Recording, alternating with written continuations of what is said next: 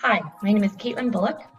I'm co-founder of Enta Solutions, and I'd like to welcome you to the first ever episode of Enta Asks, where we interview expert consultants and provide you with valuable tips you can implement today. The first of the short mini-series is going to focus on the subject of how we restart, recover, or even reboot after the COVID crisis. Stay tuned. Hi, my name is Adam Colasetti, co-founder of Enta Solutions. I'm here with my co-founder, Caitlin Bullock, and we're so excited to have joining with us today, Brian Bates. He is the principal of Cogitact Management Consulting. Brian has over 25 years of experience working in professional services, organizations, and specializes in helping companies deliver strategic change in projects. Good strategy isn't enough, so he helps leaders remove the barriers that hold back implementation. Welcome, Brian. Thanks for having me on today. Welcome, Brian. We're really excited to have you here. We're going to ask you a question about the restart, specific around how we restart projects and initiatives that were put on hold for the last few months as we were in this COVID downturn. So what are your thoughts on how we do that restart? It's a really good question, Caitlin, because so many companies are looking at this right now. I recommend 3 key activities. And the first one is to reassess the business need or to reprioritize. So a lot of companies, when they went into a shutdown mode, had a lot of projects that were underway or shovel ready. They want to restart those, but it's a bit of a mistake to just restart some of those projects where, for example, maybe the business need has changed. So reassessing this, you might have a portfolio of projects that you need to reprioritize, but more importantly, for each individual one to go through and revalidate the assumptions and the projections in that business case. Make sure that you understand what's changed. So an example might be an IT project that was meant to boost your capacity to serve customers may not have as much importance for the business right now if your demand has stalled or fallen off. Yeah, that's a great point. Even our clients, their needs have changed, so they're probably doing that assessment, and that will then change our assessment on how we're going to restart that piece. Absolutely. It's worth the time to take it to have another look at that. Excellent. Second point is to reassess the capacity of your business right now. So a lot of businesses have had to reduce staff. Take a look now and go, do you have enough of the right staff, contractors with the right capabilities to deliver on this project? And do they have the time and attention to devote to this? If they've been running like mad to keep up with the day-to-day right now, are they going to be able to take on a new project? Also important, make sure you touch base with your supply chain.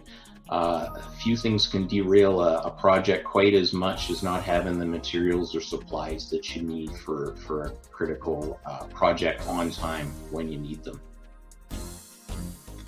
Interesting. So do you think, with those 3 points and assessing risk and supply chain especially, as the rate of change has gone so high right now with COVID, it seems like every week we've got new information, or this plan has changed or that plan has changed. Do you recommend that companies respond by evaluating their business strategies more often than, say, the quarterly cycle, which might be typical? Definitely. It's more important now to frequently check in on your strategy and make sure that you understand what's changing and how that might affect your decisions going forward. It's not enough to wait a year and then do your revisit. Things are changing too quickly for that, Adam.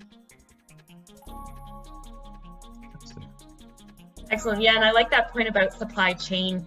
There is going to be so much difficulty in the process of what was before, and so you're going to really eat up some of that schedule lag or that budget